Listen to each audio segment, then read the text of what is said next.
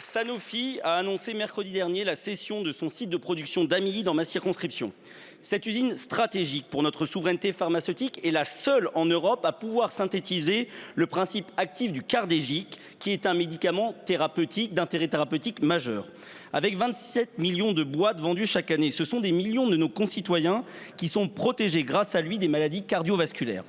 Le site d'Amilly produit aussi l'Aspégique qui appartient aujourd'hui au groupe Opella. En octobre 2024, le gouvernement avait annoncé en grande pompe avoir obtenu une obligation de maintien de production pendant 10 ans après la cession d'Opella au fonds américain CDR, avec une participation de l'État visant à s'assurer du respect des engagements.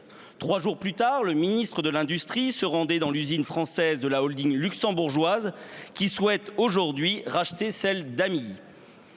L'accord tripartite est donc caduque avant même d'avoir pu être mis en place, puisque l'un des 3 médicaments objets de l'accord, l'Aspégique, ne sera demain plus géré par Opella, mais par un façonnier étranger et un commercialisateur qui ne sont soumis, eux, à aucun engagement.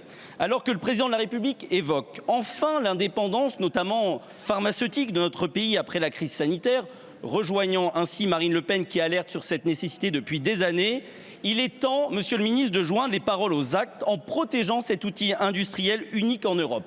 Aussi, monsieur le ministre, le gouvernement était-il au courant, au moment où l'accord a été signé, que celui-ci ne pourrait pas être mis en place totalement, puisqu'il y avait cette cession à venir? Comment allez-vous garantir que des médicaments essentiels comme le cardégique ou l'Aspégique continueront à être produits en France?